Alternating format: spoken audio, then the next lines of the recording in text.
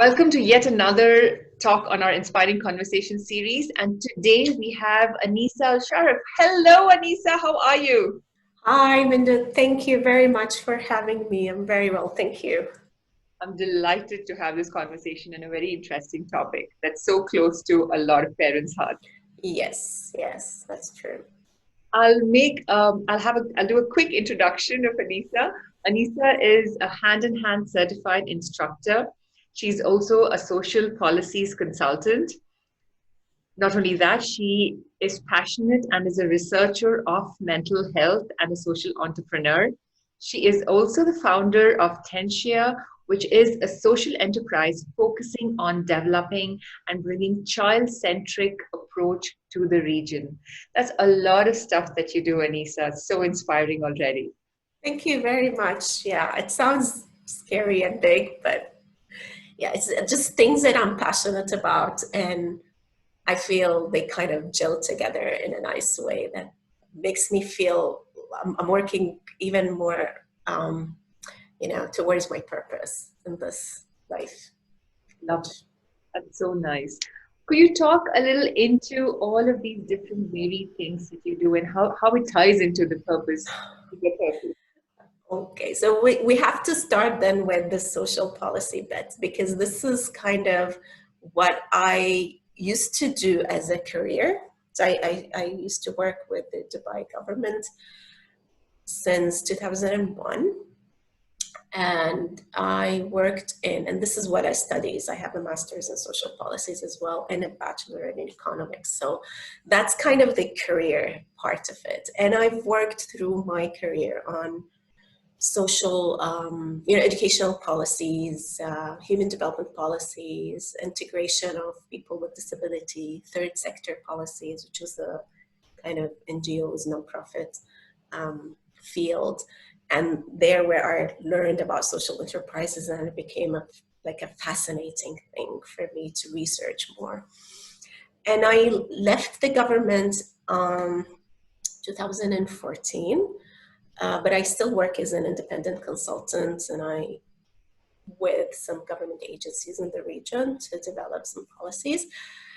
And then since I had my daughter, I became so interested in parenting for me to be a better parent.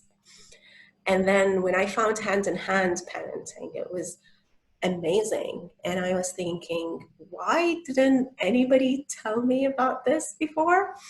The way the whole approach is designed and the community that they provide to support parents from all over the world, it was amazing, and it helped me a lot. And I started seeing lots of results when I applied these tools with my child. And I thought, no, this is something that I need to work on, and I need to spread, especially to Arab communities, because they're hand in hand, they have amazing resources in English. But I thought people who don't have access to the English language, they don't have access to this material, and we need to bring it to this region. And hence Tensia as a social enterprise. And then I became a parenting coach. I trained with Hands in Hand to be able to train parents on this. And this is how it all comes together, really. Yeah. Wow. Okay. It's a beautiful personal journey where you start in one place and then it kind of just It evolves, yeah. It's interesting, Binda, because I used to work in a social policy, and as a social, strategies and policies is all about being in your, Eiffel Tower, kind of, sitting in an office somewhere and designing what it makes sense, like getting best practices and planning and all of that. And we knew from experience that when you come to apply whatever strategies you're designing, there you can find you have to be very aware of implementations, and you'll have to change, and you'll probably end up in a place that's not really what you planned for. And I had a professor in the university back in England where I studied, he used to say that social policy is like playing crazy golf on a bouncing castle. So it's not that it's crazy golf. It's not something that you don't have rules for, but you're playing it on a bouncy castle. So each move, each step you make, it changes the whole landscape. So you hit this ball and it's very hard to know where it will land. It's very hard to calculate, but it doesn't mean that we don't need planning, but we have to be aware that the end result might be totally surprising. And then when I started working with parents and started working, on the ground, more grassroots, I kind of saw the impact of these policies that we used to design on actual like human beings and how to fix their life. So it's been a kind of a 180-degree shift for me to see things from the other side. And yeah, it helps to be able to see the whole picture and how everything is connected. And that's interesting, because I think that's the perspective that that you can really bring into what we're going to talk into today, which is what's real for parents in today's world, in the school scenario. So a lot of parents right now, including I myself, thinking about what's next. How is the schooling going to look? What do I need to think about? The concerns for the child. A lot of anxiety. There's worry. There is concern, and all from doing the best thing for the child. Yes, so that's so true. It's very uncertain times nowadays. I don't think anybody knows. Everybody's just trying to make the best guess now in terms of how things will look like in the future. And this future that we're talking about is not too far. It's just a couple of months away. We're talking about September, right? When people are just like trying to think of different scenarios of how it will look like. Now, lots of people now are talking about alternative education, whether it's like homeschooling or whatever. And it's not the same, by the way, because there's a huge mix between distance learning, homeschooling, alternative learning. There are lots of schools, progressive learning. There's lots of titles out there. Holistic education. It's very different. And people kind of so overwhelmed and confused. But also why these things are coming and becoming popular, I think because people had a feeling that the schooling system is not working anymore. These are issues that we had even before the virus hits.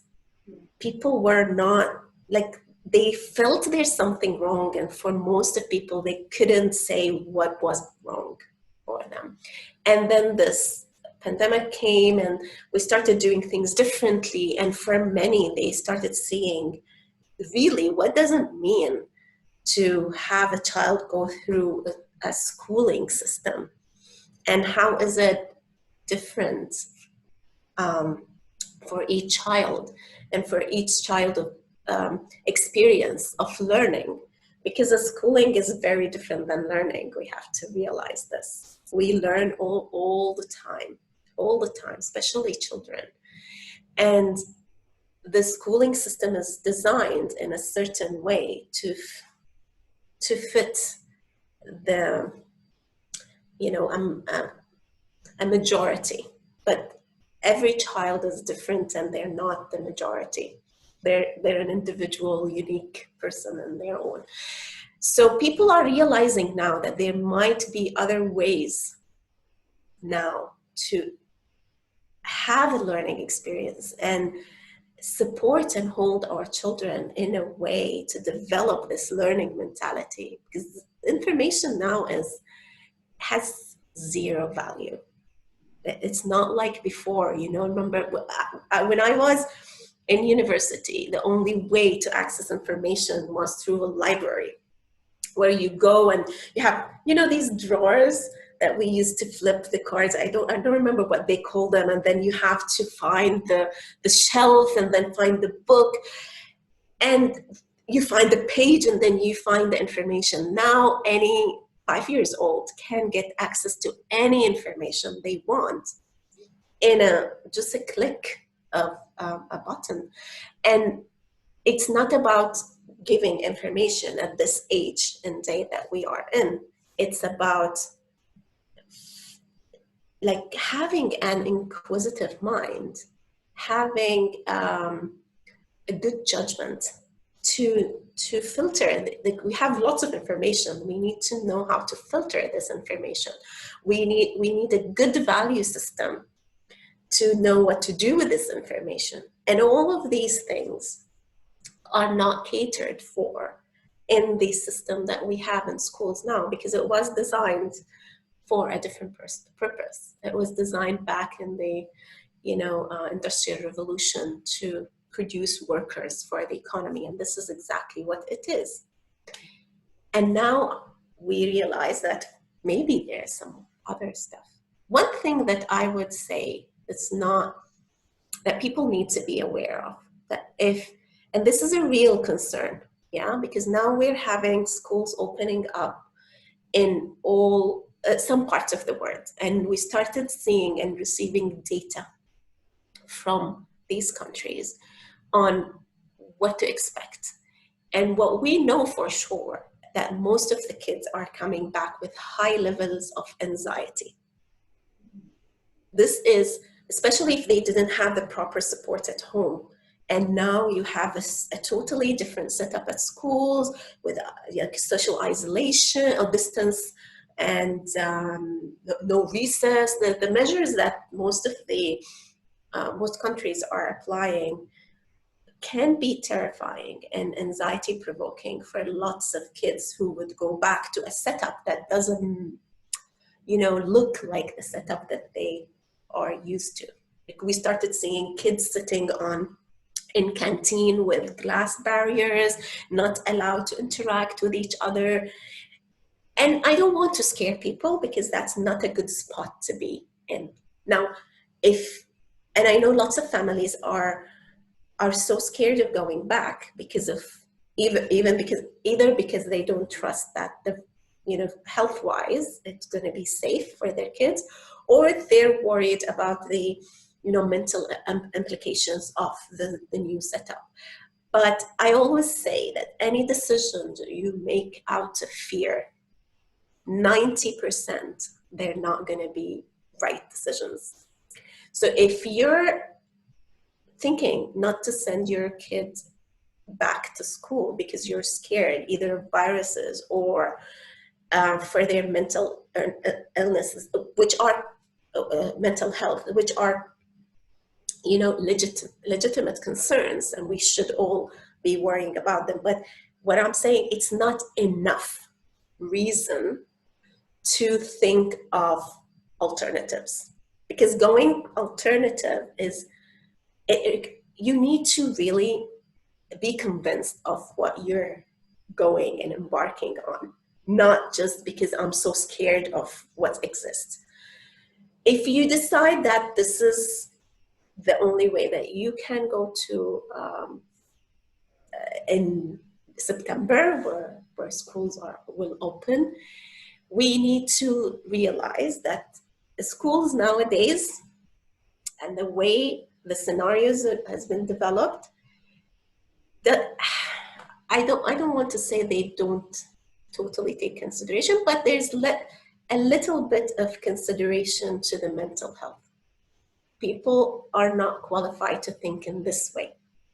They think of it paper and pen, and they're like, how we make sense of all of that. And there's a little thinking into the social, emotional, mental health aspect of the children. And we don't even know what issues or what challenges that we're going to face. And I don't think the system anywhere in the world is equipped to deal with this kind of issues. But we know for sure Even if you go back to school within all of this chaos, if you as a parent are equipped to support your child emotionally and mentally, they're going to be okay. It's going to be lots of work from your side, but we know from data, not related to the COVID-19, from data related to children who's been in stressful situations or went through stressful times. It's always about, it's not what happens to you, it's how you get supported as a child to go through what happens. So even if a child has to go through a really tough time, if there is support, especially at home with this primary, most important relation that they have with their caregiver parents, they're going to be okay. So that puts a huge responsibility now on parents to acquire these skills to help them support their children in the best way, no matter what happens. The school opens, you go to school, you choose to do different stuff, whatever happens, if you can support your child, they're going to be okay. True. And when you say that, there is a huge responsibility on the parents, and it's also very empowering because now you know you have it in you as a parent. So it's two things. Yeah. We always worry about protecting our children, but it's, you can protect or you can empower. It's two things. You can keep them inside and lock the doors, and this is what we're doing. Oh, there is a phase where we have to stay inside and lock the doors, but at one stage we go and face the world. We can't stay in shelter forever. And when we go in shelter, we better have a good immune system and we better have a good mental health. And those are the two things that are going to help. Yes, because otherwise, it's like we have it as a human beings. It's built in. Our system knows how to protect us.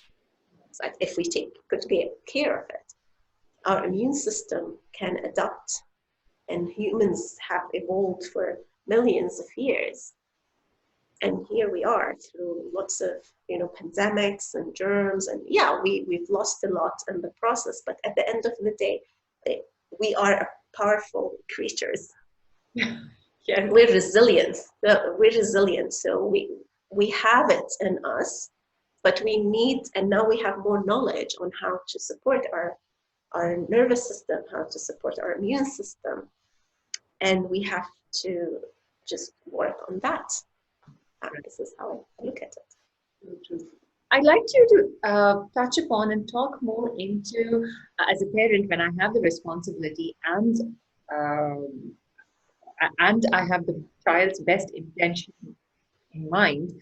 When you say about taking decisions, one is, yes, fear-based, and you did talk about that, about whether it's going to be safe, whether my child will be supported, and all of that. What are the other considerations that a parent can have when they start thinking of alternative approaches to schooling, learning? Because I like the way when you said schooling and learning, they are different. They're different, yes. So what can parents think about? What are the other criteria, if I must put it that way? The other thing is just asking. I think it's asking the right question. Very basic things that we took for granted. Back to the same definition. What is learning? Why are we doing this? Why are we sending our children to school to start with? Why are schools, or why did the schools develop in the way that they developed it? Why are we having these setups? Understanding or asking these basic questions. What do I want for my child? And if I ask anybody, like I ask you, what do you want for your child for the future? That my child is happy, joyous, satisfied, is resilient, and is able to be independent enough to take the decisions of whatever is going to be coming forth in her life moving forward. So really equipping her. Yeah. And then you take these and then you compare this to the way that the education system is designed.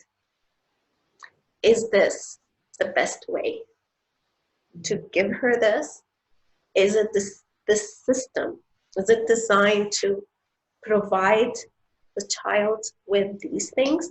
Now, many people would say all of this, these are things, what you mentioned is things that we can't debate. Everybody wants these for their children. But also, education is not about, it's a very complex issue, and we don't realize how complex it is. It's about lots of things that we don't realize. It's about social status. It's about, image, my image as a parent. How, like, my child got 100% in the math test. That's a source of pride, That's how I measure. And we kind of became kind of obsessed with measures in this culture that we've created. So these are all things that we worry about, and they are important for us, and we need to work on what do they mean for us before we start thinking of, changing systems or going alternative. So there are some things that related to our own expectations also, and the others' expectations from us as parents that we need to work on before we take any decisions, because it's not about the child itself. There's a lot of things that's playing in the background and we're not realizing most of the time. And the most thing that worries parents, even if they do the research and go into the journey and they're convinced that the schooling system is not serving them, that it's not supporting what they want to achieve or their goals for their children, the main concern is like, my family will think I'm crazy. Nobody would understand why I'm doing. People will criticize me, and they will.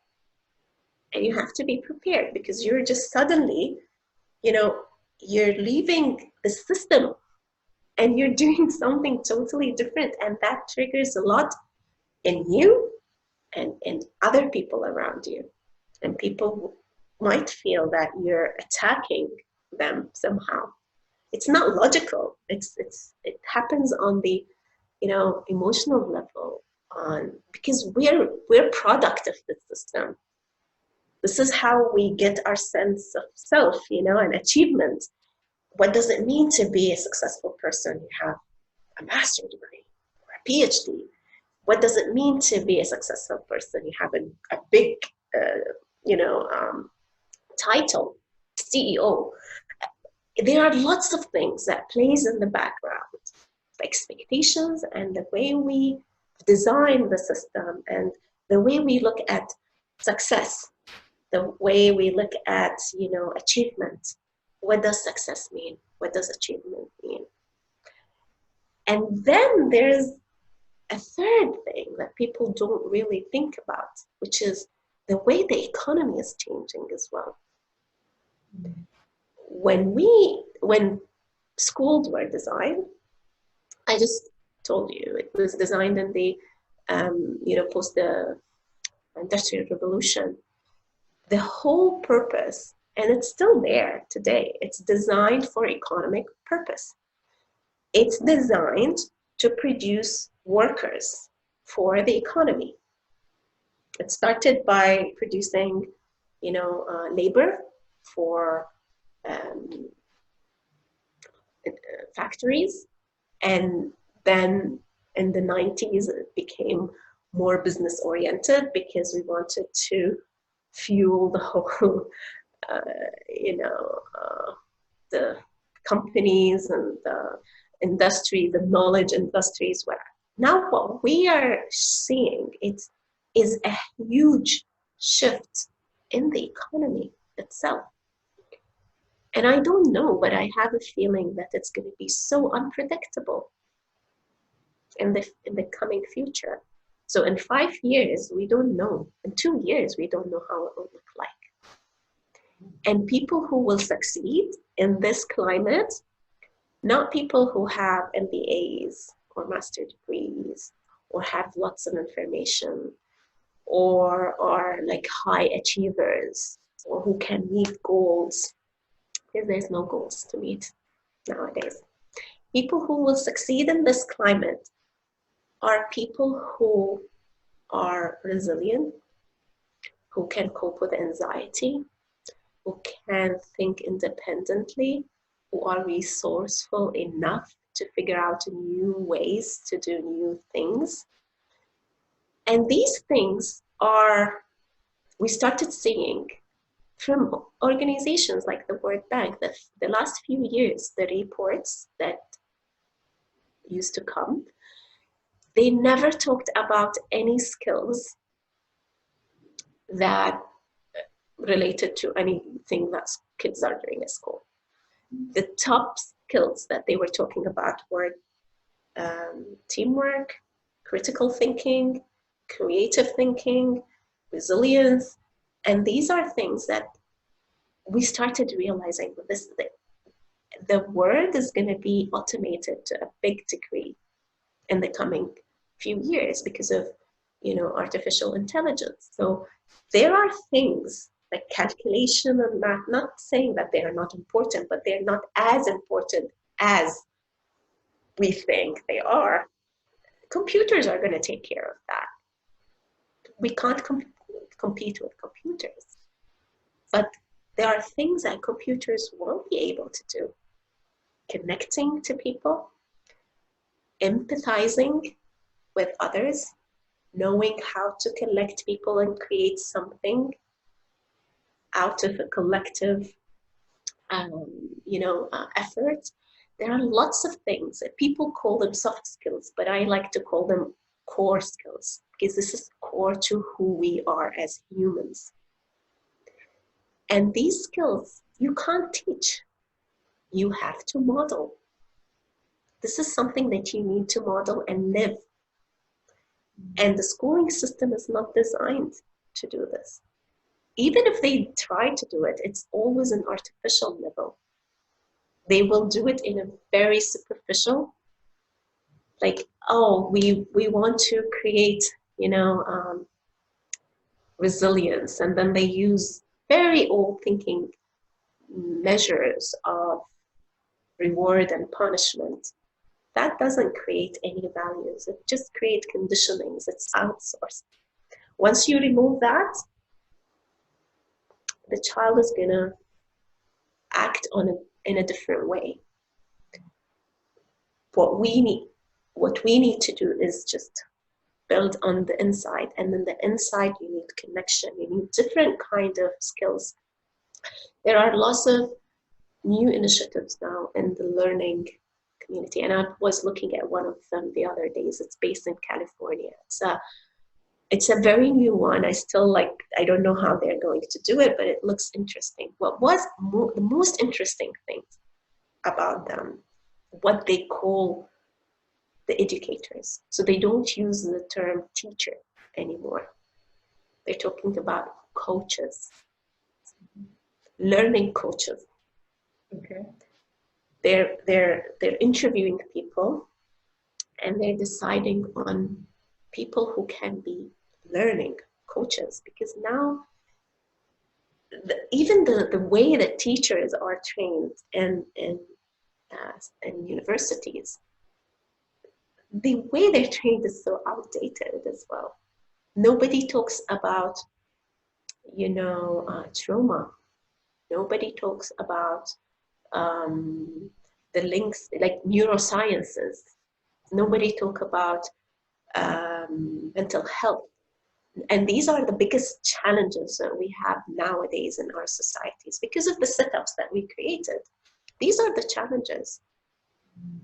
And yeah, I don't know. I feel like I'm drifting in ways, and I don't know if I'm still on the topic or I'm answering your question even. See, this is what happens when you ask me about education, Bindhu. I Wow. just go on and on and on and on. I don't know where I end. Because there's so much insight and so much knowledge that you come with, and your own theories and opinions, which makes the whole thing so rich. So yes, I as you were talking, I was also thinking about the different things that parents need to think about. And I liked what you talked about, the role modeling and the fact that in that new system, teachers are being called learning coaches, because even we as parents learn so much from our children. Yes. they're they're like our teachers, and the only thing that we need to have as parents is to be open to it, to be open to say that I don't have all the answers. I might have more years behind me and Exactly.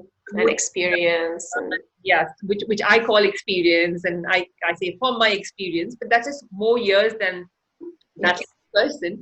But beyond that, I still don't have all the answers. And to really accept that, I think it's a big thing where, as parents, we need to accept that we don't have all the answers. We don't know how, in today's case, 2 weeks or even 2 months is going to look like. And we definitely don't have the idea of how 10 years from now, when our children go into the world as adults and do whatever they are here to do, how that world is going to look. So we don't have all of these answers. No.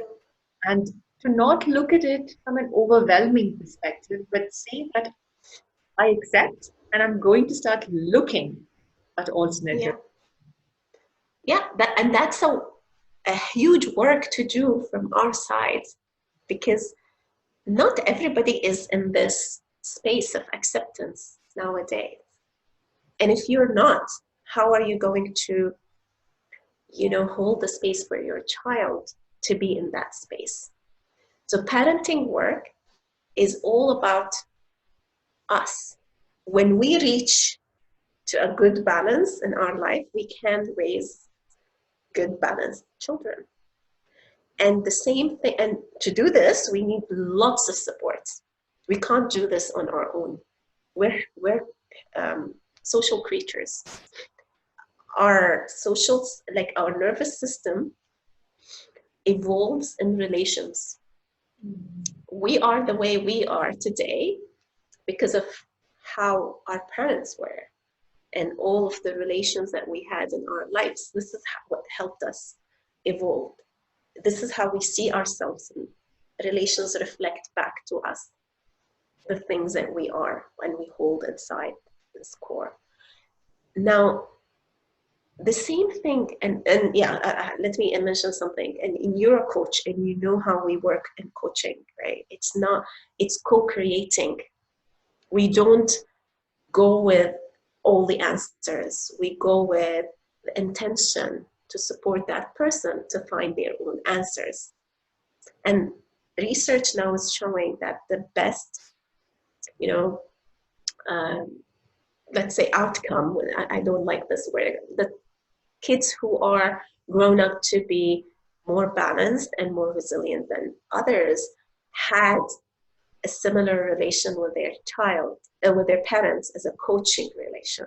So the best parents, in other words, the best parents are the ones who are coaches, who can hold that kind of relation, where you are there to support and to hold and to protect as well, but also you're providing enough space for that child to develop their own sense of responsibility, their value system, enough room to make mistakes and learn from them while you are supporting, while you are there. The same thing can be said about teachers. Teachers, the good teacher, good educator, a good learning coach is someone who can do the same thing, can relate to a child and create a sense of safety. How do we learn? That's the first question. Children learn the most when they feel safe. If your limbic system is safe and it's able to have this connection with an adult, the prefrontal cortex kicks in and you can learn. Yes, it's like all it's open to learning. Yes, basic. And we see this in even animals, in mammals, cubs, bear cubs, lion cubs. They can't, like when you see them playing and learning, and play is the way of learning, there's always an adult sitting there, because if that cub is feeling unsafe and unseen and unprotected, their nervous system is going to be worried about scanning the environment around them to make themselves safe. And they're not going to, that's the priority. Our brain's priority is to keep us safe. Now, we evolved as humans. We created safe society, communities, and we have doors and buildings and locks. We don't live in the wild, but our nervous systems are still perceiving dangers in the same way. So for a child, having an adult who's attentive, especially young children, we're sending them really young now, 3 and 4, to schools, big, huge buildings with lots of people around. And they need that connection. They need to feel that there's someone who can see them, who can interpret their needs before they even voice it, because they don't have the language to voice it and understanding to voice it. They have lots of feelings, and if there's no adult to do this role, their nervous system will kick in and they will be in defense mode. You know, we have fight and flight and freeze and all of these things that we talk about when we talk about nervous system and neurosciences. We need to be in a calm state, in a safe space. And safety for children is very different than what we perceive as adults. Safety is having an adult who is attentive to their emotional needs, emotional and physical needs. And if you think of the schools and the way they are designed, and the teachers and the way they are trained, not because they're bad, because this is the system, this is how it's designed. And teachers need the same support as we need as parents. As a parent, you know lots of things, and you know what's the best thing to do for a child, but most of the time you're so tired, you're so exhausted, you don't have support, you have a million things to do, and you can't do these things. So we always, in the hand-in-hand model, we always have a tool that we call listening partnership. We train parents to listen to each other without judgment, without advice. And we see lots of good results because of that. If you don't take care of yourself as a parent, you can't support your child. And then you go back to thinking, how much support do teachers get? And they are human beings with their own lives, with their own problems, with their own issues, with their own children. And working with children is also a huge trigger for lots of us, for parents and for teachers, because it reminds us of the way we were treated. Sometimes we forgot that. We don't have clear memories, but our nervous system remembers this. So if you were shouted at as a child at school or punished, and you see a child acting out, this is a tendency. This is what you feel, and you have really lots of resentment towards this child. You think of them as a brat and whatever labels that we put. Right. But that's a trigger because we were not allowed to process our emotions in this way when we were young. So we can't stand seeing a child processing their emotions this way. But what they're doing is healthy. This is exactly what their nervous system needs. But we need to learn how to support them in a safe way, not how to punish them, to bottle these emotions. And there's a lot of things to be said about emotions and how we look at behavior in like all of these behavior, like the theories that focuses on fixing the behaviors are so short and outdated now. We know that behaviors are just the tip of the iceberg. Underneath, there is something really deep that got triggered for that behavior to come out. And if we don't know how to reach really deep to that thing and support the child to process it in a safe way, in a safe space, we're just creating the same patterns again and again. And imagine like all of this, I'm just like giving you a little bit, a glimpse of what goes inside.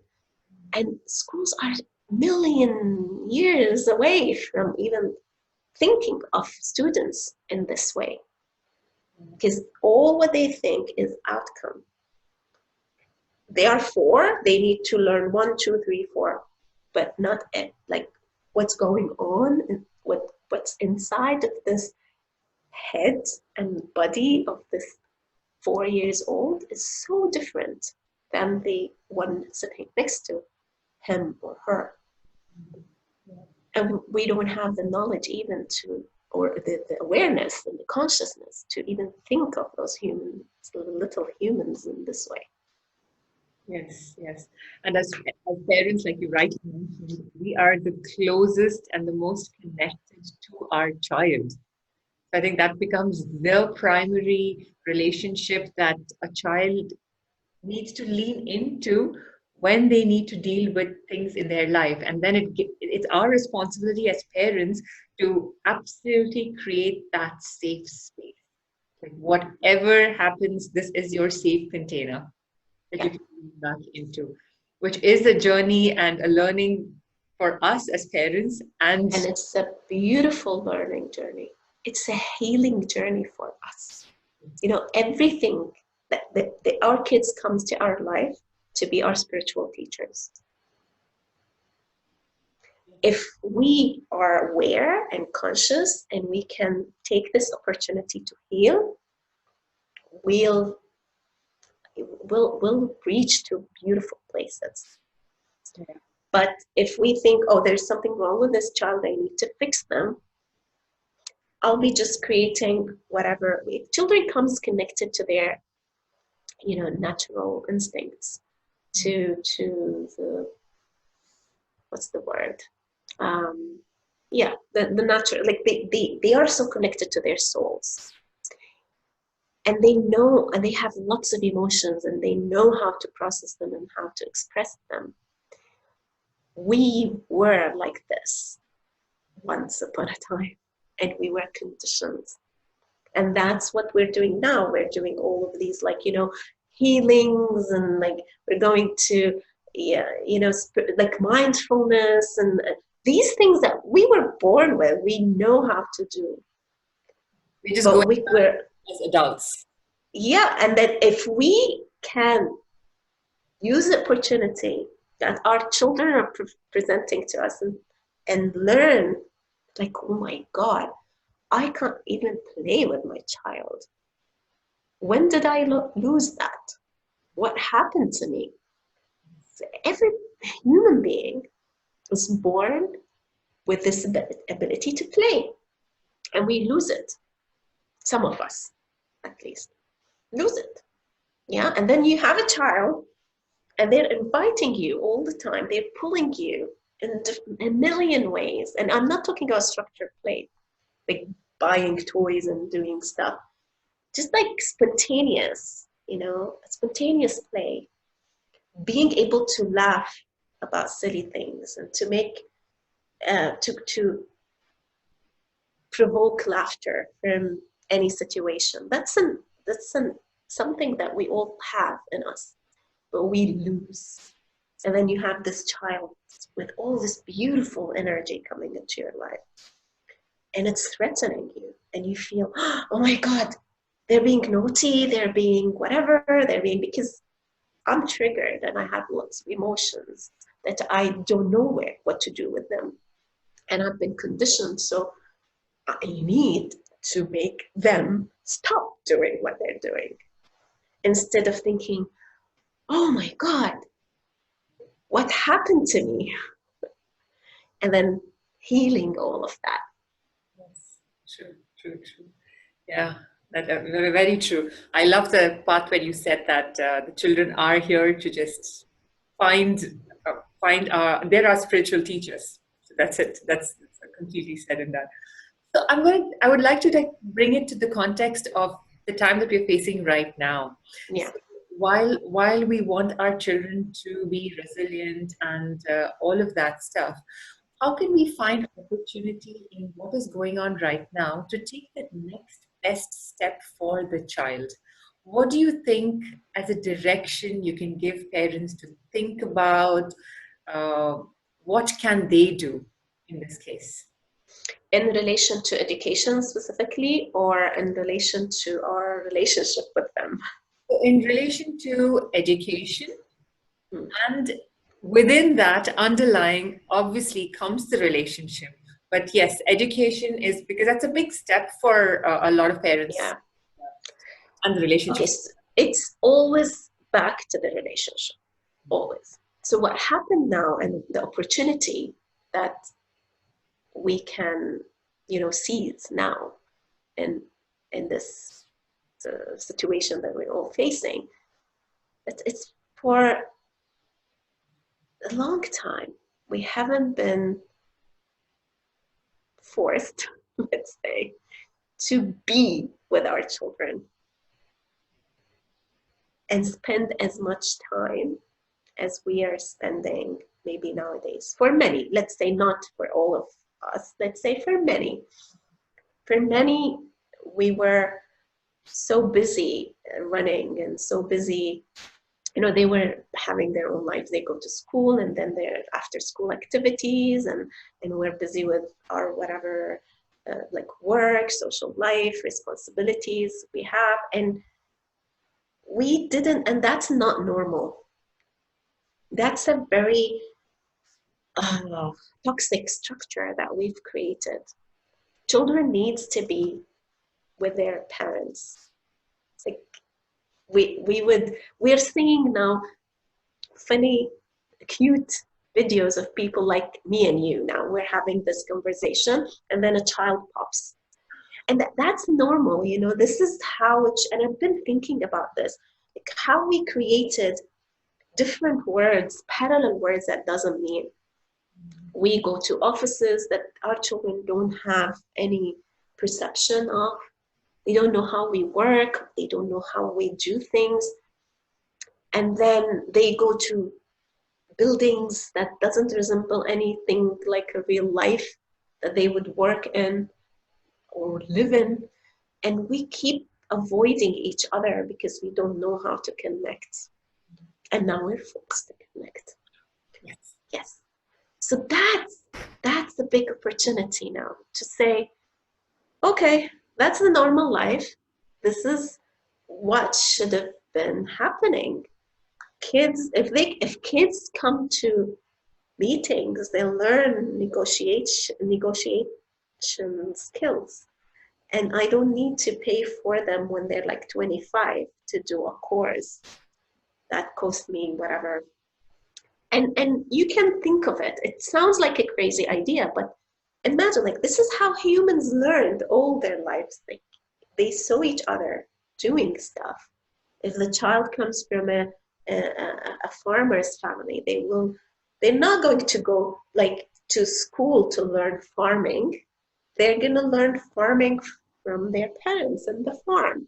They go to school to learn other things. And this is what normal human connection looks like. Now, this is in terms of the relation, and this is an opportunity now to learn, to unlearn some of the, or undo some of the conditioning that we got, that segregated the lives of children and adults and workspace and learning space. Life is, at the end of the day, can be one good integrated space for everybody, Realize, all ages. we realize that now that we can have one integrated space. So we were forced into it, but we now realize that. Yes, so this is an opportunity. I don't know how we can design this, but this is something that we need to think of. How we can create spaces where kids and adults can learn together, because we learn a lot as well while having our kids with us about ourselves. Now, in terms of education specifically, what I would encourage people, especially parents who are thinking now or worried about going back to school, there's two things. There's two lines of thoughts that you need to think of. So like, let's say maybe plan A and plan B. So you need to be prepared and work on your fears and expectations that makes you fear going back to school or want to avoid the school. Just make sure that these fears are tackled in a good way. Yeah. So when you make a decision on how to move forward, it's not fear-based. It's informative, and it's based on the best, for your child, the best outcome that you would want for your child. Then there is a book that I like to recommend for everyone and it doesn't have, it came before the COVID-19, but it's about schooling and what's the problem with the system that we have and now. And it's written by Sir Ken Robinson. He's a great person he's the best person to talk about reform in education. Yeah, it's called You, Your Child and School. And I'm gonna just Google this now to make sure that I got You, Your Child and School. It's Sir Ken Robinson. Yeah, yeah, that's the right name. You, Your Child and School. Navigate your way to the best education. That's a good start for people who want to explore something. And then there are lots out there. I really encourage you to think out of the box. With whatever we have now, there are lots of models and lots of ways to create a learning experience that's so unique to your family, to your child. And there's not one thing that's right. The whole world is experimenting. There are some schools of thought or alternative models that has been there for 100 years, like Waldorf, Reggio Emilia, Montessori. There are some, but there are lots of other ways as well. People are experimenting, and sometimes it seems like a big thing and a scary thing to experiment with your life and with your child. But these are some of the fears that we need to work on. Because if we're talking about a future that we don't know about and we don't know how it will look like, the best thing is to just raise a child who's comfortable with experimenting and who's not looking. There would be two kinds of people in the world, and I think maybe there is already two kinds of people who will sit and wait for someone to give them the answer, to decide what the answer is, and people who would make answers or create answers. And the question that I would leave everybody with is, who do you want your child to be? Do you want them to be the ones who just follow the answer that's given, the Google Maps? Or do you want them to be the ones who wander in the woods and discover new amazing places? Wow. That whole thing landed on me and gave me goosebumps right here. Honestly, it's who do we want our children to be? Yes, and we need to put that for ourselves. Exactly. Who do you want to be? Yes. Oh wow. Yeah, because they will be the ones, like they'll be mostly what you are. They might be different. They will find their way if they have a strong calling, but it will be an easier path if you adopt that also. Yeah. Wow. Thank you so much, Anisa. This has been such a power-packed insightful, inspiring conversation. Thank you, Bindhu. It's really lovely. So many parents will be like, "Wow, this is just a lot." And I still It have the is. goosebumps thinking about that. Your final question that you just left the parents with. Wow. Yeah, I mean, like, I like to leave people with questions rather than answers. I think that's the best way possible. And I hope I left you with more questions than answers. Very, very skillfully, yes, you did. Thank you. It's been delightful having you. Pleasure, Bindhu. Thank you so much.